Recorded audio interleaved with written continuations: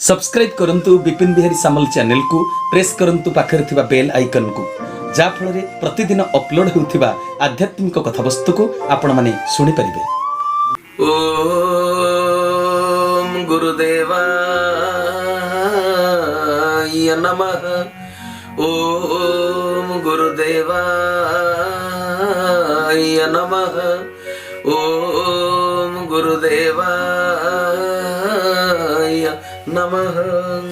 सर्वप्रथमे मोर चिर आराध्य परम प्रेममय जगतर नाथ जगन्नाथ केशव सुंदरंकर शंकर विरंची वांछित उभय चरणारविंद जुगले शत सहस्र कोटि बार मानसिक भावरे भूमिपात साष्टांग दंडवत तत्परे ए कथावस्तु को आग्रह पूर्वक श्रवण करुथिबा समस्त सदात्मा माननकु मोर हृदयर गभीरतम प्रदेश सप्रेम गुरुस्वामी प्रणाम प्रीति भरा नमस्कार।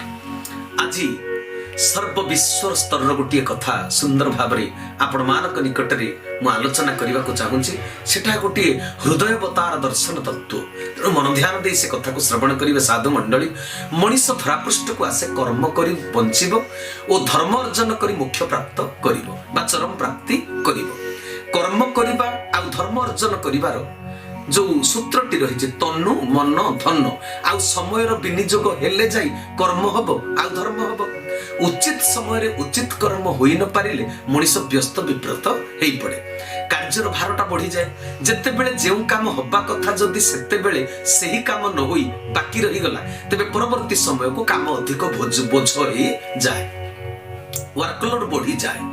कर्म न हेले न चले पुणी तरबर होई कर्म कला बेलू मस्तिष्क चंचल हो जाए। चंचल होई व्यस्त होई विरक्ति बोध नहीं काम कले दुर्घटनार शिकार होगा पड़े। केते बेले अर्थहानि हुए केते बेले देह मध्य पीड़ा पाए। तरबर होई गोटे जगार आ गोटे जगह को जदि जाउथिबो गाड़ी स्पीड रे चलेइबो दुर्घटना हेले गाड़ी भांगिबो मनीषर हाथ गोड़ मध्य भांगिबो। गाड़ी को ठीक करिया पई टंका खर्च हुए मनीषर गोड़ हाथ को ठीक करिया पई मध्य टंकार आवश्यकता पड़ी थाए। तेणु सजन वृंद टंका द्वारा भांगी जाइथिबा गाड़ी को ठीक करी हबो मनीष गोटे जीवंत गाड़ी यार हाथ गोड़ को मध्य ठीक करी हबो किंतु टंका द्वारा केबे देहर पीड़ा हरण होई परिबो नाही। जो कष्टटा भोगिबाकू हुए मनीष ताकू भोग करिबाकू बाध्य। तेणु तार असावधानतारू चलचंचलतारू एई घटनाटा घटी थाए। तेबे सजन वृंद जड़े गृहिणी जदि प्रभात उचित समय शଯ୍या त्याग कर निदरू न उठे तेबे तार पर कार्यर अधिक भार पड़ जाए। हाँ कि नहीं? छुआ पिला स्कूल को जीवे तांको पई प्रस्तुति पर्व हवा दरकार। खाद्य पिला माने कौन खाइबे कौन धरिकी जीवे टिफिन स्वामी मध्य ऑफिस के जीवे बा बिल को हल करने को जीवे से खाइबे पुणी खाइबा धरिकी जीवे। बुढ़ा बुढ़ी शाशु शशुरंकर गुड़ाए कथा अनेक कथा मध्य बुझा पड़ो। ठीक समय निदरू उठी जदि काम न करा जाए जदि निदरू न उठे मनीष डेरी रे उठिले तरबर होई स्नान कला बेलू बाथरूम रे गोड़ खसी जाए कचड़ा खाइबो मनीष। तरबर होई एपट सेपट हला बेलू दुआर बंधरे झुंटी पड़ी गोड़र नख उपुड़ी गला हाथरू काच ग्लास खसी पड़िला बा कप प्लेट भांगी गला खसी पड़िकरी परिबा काटू काटू छुरी बा पनिखिरे हाथ कटि जाए। चुल्ली निआरे बा गैस रे भात रोषेई होतिला बा तरकारी रोषेई होतिला जहा भी हो चुल्ली निआरे बा गैस रे हाथटा मनकर पोड़ी गला तरकारी कला बेलकू बा भात कला बेलकू हाथटा पोड़ी गला क्षति होला मनीषर जहा भी हो। एसबु हेला तरबरिया काम करिबार एसबु दुर्घटना रे पुणी अर्थहानि हेला प्राण पीड़ा हेला समय अपव्यय हेला। ठीक समय ठीक काम न करिबारु सेपटे कौन है समयटा नष्ट है किंतु जिते देहटा खराब हो गला तुम मेडिकल रे पड़ी रहिलो किछि दिन किछि काम करि पारलनि सेठी मध्य समयर अपव्यय हैला। तेणु सजन वृंद मनीष सृष्टिर श्रेष्ठ जीव जदि सचेतन होई सतर्क होई प्रत्येकटी कार्य करिबो तेबे प्रमाद पड़िबो नाही कि विपदर शिकार हेबो नाही। आपण लक्ष्य करंतु ओडिया रे गोटे कथा अछि चाष तर तर बणिज मठ। चाष कार्य यथा समय जमी को हल करवा यथा समय बिहन बुणवा घास बाछिबा जलसेचन करवा जदि ठीक समय ठीक काम न हेबो तेबे सफलता मिलिबो नाही शस्य उचित परिमाण रे अमल हेबो नाही। जीवनर प्रत्येकटी कार्य एही परि ठीक समय रे हेबा कथा। प्रकृति हमकु एई शिक्षा दैचंती ଖରା ପରେ ବର୍ଷା, ମାନେ ଗ୍ରୀଷ୍ମ ପରେ ବର୍ଷା, ବର୍ଷା ପରେ ଶୀତ, ଶୀତ ପରେ ପୁଣି ଗ୍ରୀଷ୍ମ। ପ୍ରକୃତି ତାର ନିୟମକୁ ପାଳନ କରୁଛି। ମଣିଷ ଏପରି ସମୟ ଯୋଗୀ କାର୍ଯ୍ୟ କଲେ ତାର ସମସ୍ତ ଲକ୍ଷ୍ୟ ପୂର୍ଣ୍ଣ ହୋଇପାରିବ। ଏଇଟା ପ୍ରକୃତି ଆମକୁ ଶିକ୍ଷା ଦଉଛି। ବହୁତ ଲୋକ ଜଞ୍ଜାଳରେ ପଡି ବହୁତ କାର୍ଯ୍ୟଭାର ବହନ କରନ୍ତି। କରିବାକୁ ଇଚ୍ଛା ଥିଲେ ମଧ୍ୟ ସମୟ ନିଅଣ୍ଟ ପଡିବାରୁ ସେ ଉଚିତ ସମୟରେ ଉଚିତ କାମଟାକୁ କରିପାରନ୍ତି ନାହିଁ। ଆଉ କିଛି ଲୋକଙ୍କର ଇଚ୍ଛା ନଥାଏ, ସେ ଅଳସୁଆ ହେଇ ପଡି ରହନ୍ତି, କାର୍ଯ୍ୟ ଠିକରେ କରନ୍ତି ନାହିଁ। ତେବେ ଦୁଇ ଜଣଙ୍କ କଥା ସମାନ ନୁହେଁ। ତେଣୁ ସଜନ ବୃନ୍ଦ, ସେମାନେ କଣ କରନ୍ତି? କିଛି ଲୋକ ଯୋଉମାନଙ୍କର କାର୍ଯ୍ୟ କରିବାର ଇଚ୍ଛା ଥାଏ, ସେ ମୋବାଇଲରେ ଥିବା ଆଲାରାମ ବା ରିମାଇଣ୍ଡରକୁ ବ୍ୟବହାର କରିଥାନ୍ତି। ଯେତେବେଳେ ମୋବାଇଲର ବ୍ୟବହାର ଆରମ୍ଭ ହୋଇନଥିଲା, ଆମେ ଟେବୁଲ ଘଣ୍ଟାରେ ଆଲାରାମ ସେଟ୍ କରି ଦଉଥିଲେ। ପରୀକ୍ଷା ସମୟ ପାଖେଇ ଆସିଲାଣି, ରାତି 3:30 ବା 4ଟା ବେଳେ ନ ଉଠିଲେ ପାଠ ପଢା ସରିବ ନାହିଁ। ଯେତେବେଳେ ଟେବୁଲ ଘଣ୍ଟା ନଥିଲା, ସେତେବେଳେ ଗାଁ ଗହଳି ଲୋକମାନେ ପାହାନ୍ତା ପ୍ରହରରେ ଗଞ୍ଜା ବୋବେଇଲେ ଜାଣି ଦିଅନ୍ତି ରାତ୍ର କେତେ ଘଡ଼ି ହେଲାଣି, ଆଉ କେତେ ଘଡ଼ିରେ ରାତି ପାଇବ ବା ସୂର୍ଯ୍ୟ ଉଦୟ ହେବେ। କାଉର କା କା ଶବ୍ଦ ଶୁଣି ସମୟ ନିର୍ଘଣ୍ଟକୁ ସ୍ଥିର କରିପାରୁଥିଲେ ଅତୀତରେ ଆମର ମହାପୁରୁଷ ମାନେ, ବାପା ଜେଜେ ବାପା ମାନେ, ପୂର୍ବପୁରୁଷ ମାନେ। ପଠାଣି ସାମନ୍ତ ଗଛର ବା ଘରର ଛାଇକୁ ଦେଖି ସମୟ ନିରୂପଣ କରିପାରୁଥିଲେ। ଏବେ ମଣିଷ ପ୍ରକୃତିକୁ ଧ୍ୱଂସ କରିଦେଇଛି ନିଜର ଆତ୍ମସ୍ୱାର୍ଥ ପାଇଁ। ତେଣୁ ପ୍ରକୃତିର ମଧ୍ୟ ନିୟମ ବଦଳି ଯାଇଛି। ପଶୁ ପକ୍ଷୀ ମାନେ ମଧ୍ୟ ଠିକରେ ଯୋଉ ରାବ ଦବା କଥା, ସେ ଉଚିତ ସମୟରେ ସେ ରାବ ଦଉ ନାହାନ୍ତି। ତେବେ ଏବେ କଣ ହେଇଛି ନା, ପ୍ରକୃତି ଆଜି ନଷ୍ଟ ହୋଇଯିବାରୁ ସମୟ ଅନୁସାରେ ବର୍ଷା ହେଉନାହିଁ, ଶୀତ ହେଉନାହିଁ, ଅସମୟରେ ବର୍ଷା ହେଉଛି, ଯୋଉଟା କି ଆମର କ୍ଷତି କରୁଛି। ସମୟରେ ଗଞ୍ଜା କାଉ ରାବ ମଧ୍ୟ ଦଉନାହାନ୍ତି, ଅସମୟରେ ବରଂ ରାବୁଛନ୍ତି। ଏବେ ମଣିଷ ପାଖରେ ମଣିଷ ପଣିଆ ନାହିଁ, ସେ ରାକ୍ଷସର ପଶୁ ପ୍ରବୃତ୍ତି ଗ୍ରହଣ କରି ସେ ପଶୁ ପାଲଟି ଯାଇଛି, ରାକ୍ଷସ ପାଲଟି ଯାଇଛି। ଉଚିତ ସମୟରେ ଉଚିତ କାମ କେହି କରୁନାହାନ୍ତି। ଆଲାରାମ ଦେଇ ଶଯ୍ୟା ଗ୍ରହଣ କରୁଛନ୍ତି, ହେଲେ ନିର୍ଦ୍ଧାରିତ ସମୟରେ ଆଲାରାମ ବାଜିଲେ ମଧ୍ୟ ମଣିଷ ଆଳସ୍ୟ ପରାୟଣ ହୋଇ ଉଠୁ ନାହିଁ। ତାର ଦରକାର ବୋଲି ସେ ଆଲାରାମ ଦେଇଛି ଏବଂ ଜାଣିଛି ସଙ୍ଗେ ସଙ୍ଗେ ନିଦରୁ ନ ଉଠିଲେ ଠିକ ସମୟରେ ଠିକ କାମ ମୁଁ କରିପାରିବି ନାହିଁ, ସବୁ ଗଡବଡ ହେଇଯିବ, ଏକଥା ସେ ଜାଣିଛି। ତେବେ ଜାଣି ଜାଣି ସେ ଉଠୁ ନାହିଁ। ଏଠାରେ କଣ ହେଲା? ମଣିଷ ଭିତରେ ବିଚାର ଶକ୍ତି ଅଛି ବୋଲି ସେ ଶ୍ରେଷ୍ଠ ଜୀବ, ହେଲେ ଯଥା ସମୟରେ ତାର ବିଚାର ଶକ୍ତି କାର୍ଯ୍ୟକାରୀ ହେଲା ନାହିଁ। ଏଇ ପରିସ୍ଥିତି ପାଇଁ ମୋର ଗୁରୁ ନାରାୟଣ ଗୋଟିଏ ବାଣୀ ଦେଇଛନ୍ତି, ହେତୁ ଥାଇ ଚେତନାର ହୁଏ ବିନାଶ। ଜୀବ ମଧ୍ୟରେ ହେତୁ ଅଛି, ଏଇ ସମୟରେ ଏଇ କାମ କରିବା କଥା, ହେଲେ ଚେତନାର ବିନାଶ ହୋଇଯାଉଛି। ତେଣୁ ସେ ଯଥା ସମୟରେ ଯଥା କାର୍ଯ୍ୟକୁ ସମ୍ପାଦନ କରିପାରୁ ନାହିଁ। ତେଣୁ ସଜନ ବୃନ୍ଦ, ଏଠି ମନ ଧ୍ୟାନ ପୂର୍ବକ ଏ କଥାକୁ ଶ୍ରବଣ କରିବା ଦରକାର। ଚେତନା ବିନାଶର କାରଣ ହେଉଛି କଣ ନା ଆଳସ୍ୟ। ଆଳସ୍ୟ ମଣିଷ ଭିତରୁ ସମସ୍ତ ସଦ୍ଗୁଣକୁ ନଷ୍ଟ କରି ଦିଏ। ଆଲାରାମ ବାଜିଲେ ମଧ୍ୟ ନିଦ ଭାଙ୍ଗୁ ନାହିଁ। ଏହା ମଧ୍ୟରେ ଲୁଚି ରହିଥିବା ସୃଷ୍ଟି ସମ୍ବନ୍ଧୀୟ ଏକ ଚିରନ୍ତନ ସତ୍ୟକୁ ଏବେ ମୁଁ ପ୍ରକାଶ କରିବାକୁ ଯାଉଛି। ଏ ଆଲାରାମ ଶବ୍ଦଟିର ବାସ୍ତବ ତାତ୍ତ୍ୱିକ ଦର୍ଶନଟା ଈଶ୍ୱରଙ୍କ ଠାରୁ କଣ ଖସିଛି। ସୃଷ୍ଟିର ମାଲିକ ହେଉଛନ୍ତି ସମୁଦାୟ ଜଣେ, ପରମ ପିତା ପରମାତ୍ମା ଜଣେ ମାତ୍ର, ଈଶ୍ୱର ଏ ଜଗତର ପିତା। ବସୁଧା ହେଉଛି ସମସ୍ତଙ୍କର ମାତା, ଜଣେ ମା।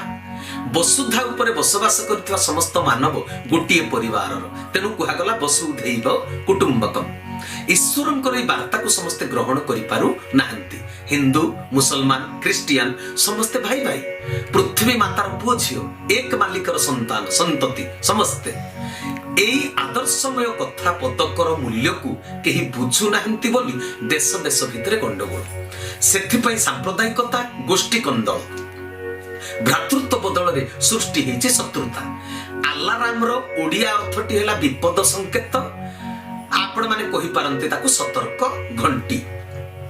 ଈଶ୍ୱର ସତର୍କ ଘଣ୍ଟି ବଜାଇ କହିଛନ୍ତି, ତୁମେ ସମସ୍ତେ ସମାନ, ଏକ ହେଇଯାଅ। ତେଣୁ ନହେଲେ ବିପଦର ସମ୍ମୁଖୀନ ହେବାକୁ ତୁମେ ମାନେ ବାଧ୍ୟ ହେବ। ଏଇ କଥା ହିଁ ଆଲାରାମ କହୁଛନ୍ତି। ତେବେ ସଜନ ବୃନ୍ଦ, ବିଶ୍ୱ ଯୁଦ୍ଧ ହେବ, ସମସ୍ତେ ମରିବ। ଅନ୍ୟକୁ ମାରିବାର ଇଚ୍ଛା ପୋଷଣ କରି ମଣିଷ ନିଜେ ହିଁ ମରେ। ଏହା ଆଲାରାମ ବା ସତର୍କ ଘଣ୍ଟି ବା ବିପଦ ସଂକେତ। ଏପରି କର, ସେପରି କର ନା। ଈଶ୍ୱର ଯାହା କରିବାକୁ ନିର୍ଦ୍ଦେଶ ଦେଇଛନ୍ତି ତାହା ଧର୍ମ, ଯାହା କର ନା ବୋଲି ବାରଣ କରିଛନ୍ତି ତାହା ଅଧର୍ମ। ଆଲାରାମ ବାଜିଲେ ବି ମଣିଷ ଯେମିତି ନିଦରୁ ଉଠୁ ନାହିଁ, ଠିକ ସେହିପରି ଈଶ୍ୱରଙ୍କର ଏ ଆଦର୍ଶମୟ କଥାକୁ ଶୁଣି ମଧ୍ୟ ମଣିଷ ଅଶୁଣା ହିଁ ରହିଛି।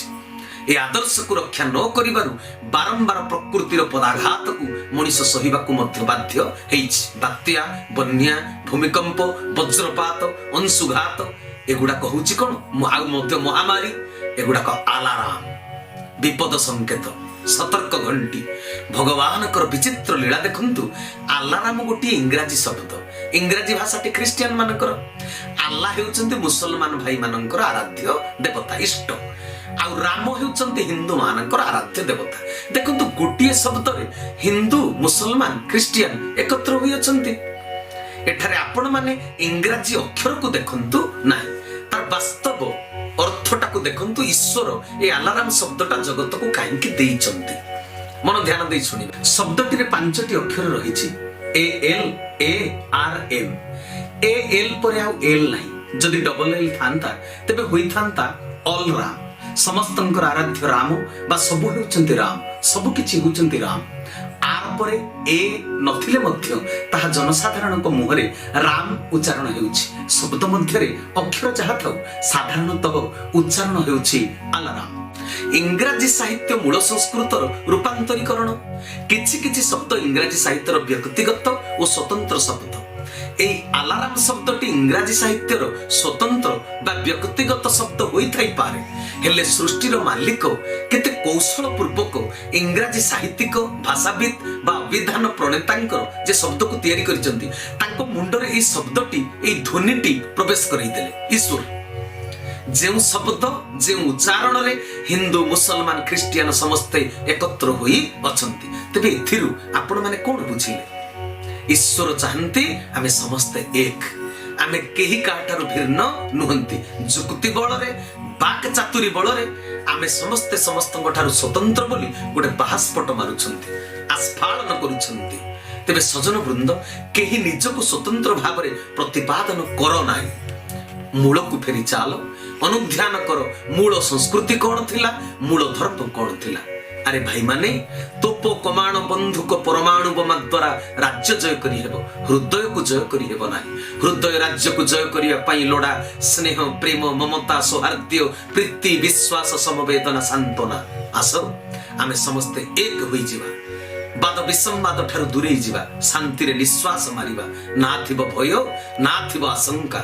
मनीष पणियार परिचय देबा, आउ कहि उठिबा, होई थाओ अल्लाह तुमे, होई थाओ राम, हेउ तुम नाम गड। सृष्टिर मालिक अनेक नुहंती, जणे सबुठारू बड़। तेबे सजन वृंद, आजिर कथावस्तु मोर जदि आपण मानको भल लागि थाए, मो चैनल को सब्सक्राइब करिवे, लाइक करिवे, समस्त को मध्य शेयर करिवे। समस्त को भितरे मनीष पणिया जागी उठू। आमे एक मातार संतान, वसुधार संतान, एक बापार संतान। परमात्मा होचंती जणे सृष्टिर मालिक, अनेक नुहंती बा हजार नुहंती, दुई जण नुहंती कि तीन जण नुहंती। सृष्टिर मालिक जणे, से मालिकंकर आमे समस्त होचंती संतान। सबका मालिक एक है।